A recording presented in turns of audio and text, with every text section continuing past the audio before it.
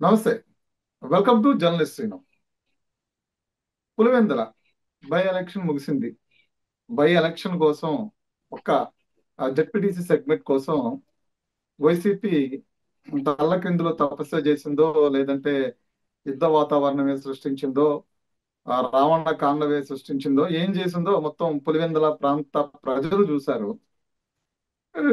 పులివెందుల ప్రాంతంలో టీడీపీ నేతలు చెప్పినటువంటి అంశాలను చూస్తూ ఉంటే ఎందుకు ఇంత మైనస్ వచ్చింది, డిపాజిట్ కూడా ఎందుకు కోల్పోయారు అనే దాని మీద టీడీపీ నేతలు చెప్తున్నది.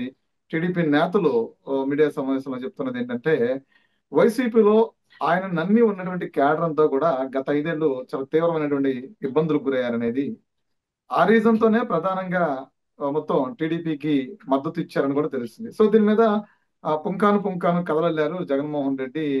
ఆ ఓవరాల్ గా అసలు ఏజెంట్ కూడా లేకుండా ఎన్నికలు నిర్వహించారు అనేది రకరకాల ఆరోపణలు అయితే కూటమి ప్రభుత్వం మీద చేశారు. అది ప్రధానంగా చంద్రబాబు నాయుడు మీద చాలా ఆరోపణలు చేశారు. ఆయన వ్యక్తిగత జీవితాన్ని విమర్శించారు. ఇప్పుడు 74, 75 సంవత్సరాలు ఇదే చివరి ఎలక్షన్ అన్నారు. ఆయన ఇంకా ఉండడు అని చెప్పి అన్నారు.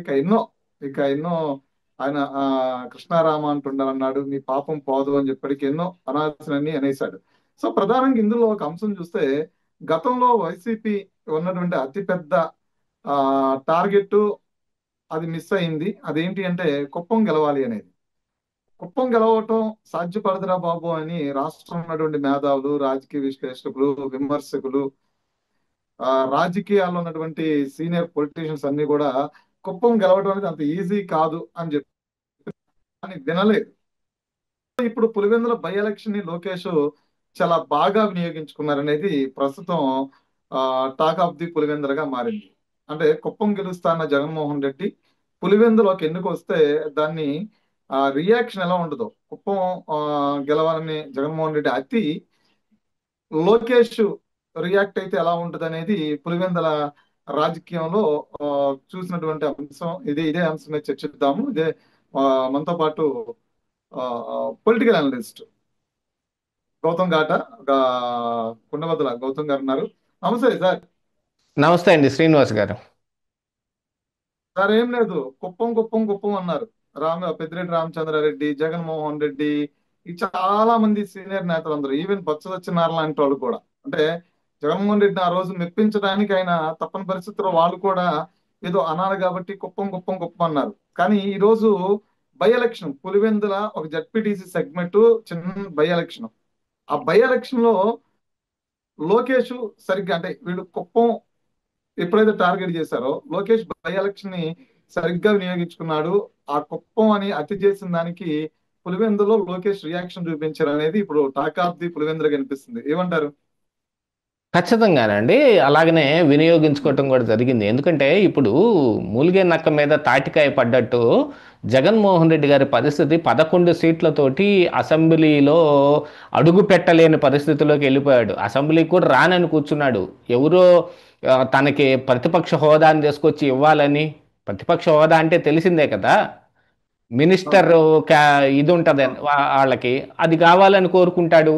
సరే, గతంలో ఆయన చెప్పిన మాటలే ఆ, చంద్రబాబు నాయుడు, నేను తలుచుకుంటే నీకు ఆ ప్రతిపక్ష హోదా కూడా మిగలదు అని చెప్పి ఆయన్ని గ్రీన్ ఛానల్లో నుంచి పంపించాల్సిన అవును. జెడ్కే ప్లస్ అది కేటగిరీ లాగేస్తే ప్రతిపక్ష హోదా సెక్యూరిటీ వచ్చింది. ఉన్న చంద్రబాబు నాయుడు గారిని విజయవాడ ఎయిర్పోర్ట్లో చెక్కింగ్ చేసుకుని పంపించారు. అవన్నీ బాగా సునకానందం పొందారు ఆ రోజున. అలాంటిది ఈరోజు ఇప్పుడు అవును. పులివెందులలో అత్యంత హేయకరమైన ఓటమి అని చెప్పుకోవాలి. ఈ ఓటమిలో కూడా మామూలు అట్ట ఎట్ట అంటే ఓటమి కాదండి. దారుణమైన ఒకటి. 685 ఓట్లు మాత్రమే అవును. పోలవటం. ప్రత్యర్థికి ఎంత అవును. మెజారిటీ వచ్చిందో ఆ మెజారిటీలో 10వ వంతు వీళ్ళకి వచ్చిన ఓట్లు మొత్తమే. అవును. ఆల్మోస్ట్ ఆల్ అక్కడ మరి ఎంపీగా ఉన్న అవును. అవినాష్ రెడ్డి కానీ అసలు అహర్నిశలు కృషి చేసి నానా గందరగోళం చేసి ఓటుకు 10,000 రూపాయలు పంచారనే ఒక ఇది కూడా బయటకు వచ్చింది. కాకపోతే దాదాపుగా అన్ని అవును. చోట్ల 10,000 కాదులే, మాక్సిమం 5,000 పంచారు. కొన్ని కొన్ని చోట్ల 10,000. ఒక్క కుటుంబంలో 4 ఓట్లు ఉంటే ఉమ్, ఆ కుటుంబానికి ఒక 50,000 ఇచ్చేశారంట. అయినా కూడా ఓట్లు ఉమ్, పడలేదు. ఎందుకు పడలేదు అని అంటే, ఉమ్, ఎస్పెషల్లీ పులివెందుల జగన్మోహన్ రెడ్డి కంచుకోట కంచుకోట అని చెప్పుకుంటారు కానీ అది వైఎస్ ఉమ్. రాజశేఖర్ రెడ్డి గారు అధికారంలోకి వచ్చిన తర్వాత చేసిన పని అది. ఎలక్షన్లు జరగకుండా, ఉమ్, ఎందుకంటే 1995లో జరిగే ఎలక్షన్స్, ఈ జడ్పీటీసీ ఏదైతే ఉమ్, జరిగిందో దానికి ముందు ఎలక్షన్ ఎప్పుడంటే 95లో జరిగింది. అప్పుడు తులసిరెడ్డి గారు తెలుగుదేశం పార్టీలో ఉండి అక్కడ ఈ ఉమ్. కడప తెలుగు టీడీపీ జిల్లా అధ్యక్షుడిగా ఉండి ఆయన ఎన్నికని సమర్థవంతంగా చేసి జడ్పీ చైర్మన్ అయ్యారు ఆయన ఉమ్. 95లో. ఆ తర్వాత 99లో కూడా ఎలక్షన్ నడిచింది. ఎలక్షన్లో అక్కడ కూడా ఇప్పుడు మొన్న కడపలో చూడండి, అసెంబ్లీలో జగన్మోహన్ రెడ్డి ఎన్ని సీట్లు సాధించింది. అలాగనే ఉమ్. 99లో చంద్రబాబు నాయుడు గారి నేతృత్వంలో ఉన్న టీడీపీ కూడా కడపలో మంచి మెజార్టీని చూపించుకొని ఆ రోజున అధికారం దక్కించుకున్నారు. ఏ రోజైతే అవును. 2004లో వైఎస్ఆర్ ఆ, సీఎం అయ్యాడో ఆ రోజు నుంచి ఇక ఎలక్షన్ లేకుండా చేయాలి, నో ఎలక్షన్ ఓన్లీ సెలక్షన్ అని ఒక టార్గెట్ పెట్టుకొని వాళ్ళు చేసిన పని ఎందుకు ఏంటి వాటి అంటే, వాటిని భయమంటారా? అంటే ఇలాంటి పరిస్థితులు పునరావృతం అవుతాయి అని తెలిసి ఆ రోజు రాజశేఖర రెడ్డి అలా చేశారంటారా? ఎందుకంటే గత చరిత్ర చెబుతోంది. మీకు తెలుసా, కడప ఎంపీ సీటుకి ఒకసారి రాజశేఖర్ రెడ్డి గారే పోటీ చేస్తే కేవలం 4,000 ఓట్లు, అంటే 4,000 ఓట్ల మెజార్టీతో గెలిచారు కడప ఎంపీ సీటు. ఉమ్, అసలు మీకు um. YS Vivekananda Reddy MLC ఓడిపోయాడండి బీటెక్ రవి మీద. అవునా? వీటన్నిటిని చూసిన తర్వాత ఉమ్, రాజశేఖర్ రెడ్డి కానీ జగన్మోహన్ రెడ్డి కానీ, రాజశేఖర్ రెడ్డి అంటే కాంగ్రెస్ పార్టీలో ఉండి చేశాడు, అంటే వైఎస్ ఫ్యామిలీలోంచి ఉమ్, అనుకోండి. ఇప్పుడు జగన్మోహన్ రెడ్డి వైఎస్ఆర్ ఉమ్. కాంగ్రెస్ పార్టీ పెట్టుకుని చేశాడు.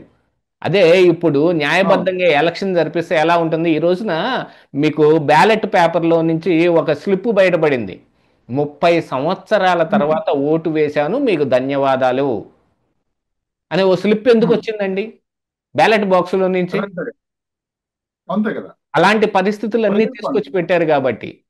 అంటే అవును. అక్కడ అది వాళ్ళదేమి కడప వైఎస్ ఫ్యామిలీకి పెట్టని కోట అంటారు చూడండి, అలాంటి పరిస్థితులు ఏమీ లేవు. ఉమ్, న్యాయబద్ధంగా నిజంగా ఎలక్షన్ జరిగితే ప్రజాభిప్రాయం వచ్చేటట్టయితే గనుక రాష్ట్రం అంతా ఎట్టుందో ఉమ్, కడప కూడా అట్నే ఉంటది. ఇప్పుడు ఉమ్. 151 సీట్లు వచ్చాయని విర్రవీగాడు చూడండి జగన్మోహన్ రెడ్డి. అవును. అదే మొన్న 164 సీట్లు వచ్చినప్పుడు కడపలో ఏమైంది? ఆ కడప ఉమ్మడి కడప జిల్లా మొత్తం అవును. ఆల్మోస్ట్ వాళ్ళు దరిదాపుగా 80% సీట్లని టీడీపీ సాధించలేదు.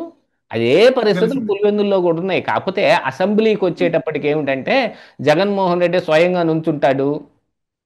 అక్కడ వైఎస్ అవును. ఫ్యామిలీలో నుంచి ఉన్న మనుషులే ఉంటారు. ఇక అవును. చచ్చినట్టుగా అక్కడ వాళ్ళని గెలిపించుకుని తీయటానికి అన్ని సామదాన భేద దండోపాయాలంటారే, అలాంటివి మొత్తం ప్రయోగిస్తారు. అవును. దాంతో పాటుగా ఏమిటంటే అవును. ఇప్పుడు ఈ ఫ్యామిలీలో నుంచి ఎవరైనా నిలబడితే ఇక అక్కడ ఉండే ప్రజలకు అవును. కూడా తప్పని పరిస్థితిలో ఓటేయటమే, వేయకపోతే ఏం చేస్తారో తెలియదు. అవును. అందుకని అసెంబ్లీ ఎన్నికలని వరకు జగన్మోహన్ రెడ్డి మేనేజ్ చేస్తాడు. ఎంపీ ఎన్నికలు అవును. వచ్చేటప్పటికి అవినాష్ రెడ్డి లాంటి వాళ్ళని పెట్టి, లేకపోతే వాళ్ళు ఉమ్, నుంచోను ఒకసారి మరి కాంగ్రెస్ పార్టీలో ఆ, కడప ఎంపీగా మరి జగన్మోహన్ రెడ్డి గారు వెళ్ళారు కదా పార్లమెంట్కి. అవును. వెళ్ళారు కదా. అవును. ఈ విభజన నాడు జరుగుతున్న సమయంలో కూడా ఆయన కూడా అవునండి. పోయి రాజశేఖర తెలుగుదేశం రెడ్డి పార్టీ గవర్నమెంట్ వెళ్ళారు ఎంపీలు కదా. వెనక నుంచొని అవును. అట్లాగా కొంత మ్యానిపులేషన్ చేశారు చూడండి, అది జరిగింది. అవును. కాకపోతే ఏం చేశాడంటే జగన్మోహన్ రెడ్డి ఇక్కడ అతి చేశాడు. పెరుగుట ఉమ్, విరుగుట కొరకే అని చెప్పినట్టు, ఎంత ఎక్కువగా పెరిగితే మనకి అంత ఎత్తు అవును. నుంచి మనం కింద పడతాం, అంత అవును. గట్టిగా దెబ్బ తగులుతుంది. ఆ దెబ్బ ఈ ఉమ్, రోజున జగన్మోహన్ రెడ్డికి తగిలింది. కాబట్టే ఈ రోజున ఓకే. ఇలాంటి పరిస్థితులు వచ్చి ఏర్పడ్డాయి. 30 సంవత్సరాలు తానే సీఎంగా ఉండటం కోసం ఈ పాలెగాళ్ల రాజకీయ వ్యవస్థని మొత్తం తీసుకొచ్చి ఆంధ్రప్రదేశ్ రాష్ట్రం నిండా పులిమే ప్రయత్నం చేశాడు జగన్మోహన్ రెడ్డి తన అధికారంలో ఉండగా. ఇక ఈ జగన్మోహన్ అవును. రెడ్డి ఉంటే మనం రాష్ట్రం అతలాకుతలం అయిపోతుంది అనే ఊహతోటి తట్టుకోలేని ప్రజలు జగన్మోహన్ రెడ్డిని 11 సీట్లకు పరిమితం చేశారు. ఇప్పుడు అవును. ప్రజాస్వామ్యం మాటలు మాట్లాడుతున్న జగన్మోహన్ రెడ్డి కానీ, లేకపోతే ఇప్పుడు కేంద్ర బలగాలతోటి ఎన్నికలు పెట్టాలి అని చెబుతున్న ఈ ఈ జగన్మోహన్ రెడ్డి కానీ గతంలో ఏం మాటలు మాట్లాడారండి? ఆ రోజున అవును ఛాతీ కదా. ఇలా విరుచుకొని కొడాలి నాని, ఆ ఆ చంద్రబాబు నాయుడు మెంట్లోడు ఎర్రగడ్డలో చూపించాలి, మెంట్లోళ్ళు ఉమ్, అడిగితే వాడు అడిగితే మేము సమాధానం చెబుతామా, అని చెప్పాడు. ఈ రోజున ఉమ్, ఏమైంది? ఆ గుండెల చుట్టూతో ఉమ్, బెల్ట్లు వేసుకొని దాక్కొని దాక్కొని తిరగాల్సి వస్తుంది. అవును. ఈ మాటలన్నీ కలిపి జగన్మోహన్ రెడ్డి అంటే ఏమిటి అని ప్రజలకు ఎత్తి చూపించుకున్నారు వాళ్ళే. ఓ. సేమ్ అదే ప్రభావం ఇప్పుడు రాష్ట్రం అంతా ఏ ప్రభావం ఉందో అదే ప్రభావం ఇప్పుడు ఈ రోజున పులివెందుల్లోనూ ఒంటిమిట్టలోనూ కనపడింది. ఎంత అవును. రిగ్గింగులు చేసినా ఎంత మ్యానిపులేట్ చేసినా వీళ్ళకి బలం ఉంది అని అనుకోండి, వీళ్ళు అవును. ఓడిపోతారేమో. కనీసంలో అవును. కనీసం ఇదిగో డిపాజిట్ తిరిగి రావటము, దానికి తగ్గట్టుగా ఒక మర్యాదకరమైన నెంబర్ ఓట్లు రావటమో జరుగుతాయి. కేవలం 685 ఓట్లు ఏమిటండి అభ్యర్థికి?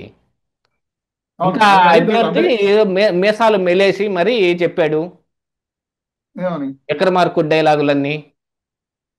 ఉమ్, ఇట్లాంటి వాళ్ళందరూ చేరి జగన్మోహన్ రెడ్డి అవును. రాజకీయ జీవితాన్ని సమాప్తం చేసేశారు. అందులో జగన్మోహన్ రెడ్డి హస్తం కూడా ఉంది.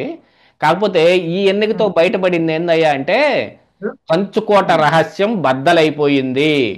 కోట ఉమ్, బీటలు వారింది. జగన్మోహన్ ఉమ్, రెడ్డి పులివెందుల కంచుకోట ఏం కాదు. పు- ఉమ్, బాగా గట్టిగా ప్లాన్ చేస్తే ఉమ్. పులివెందుల్లో జగన్మోహన్ రెడ్డిని ఓడించవచ్చు అనే విషయాన్ని ఈ రోజు టీడీపీ కనిపెట్టింది ఈ జడ్పీటీసీ ఎన్నికతోటి. ఓకే. Thank you.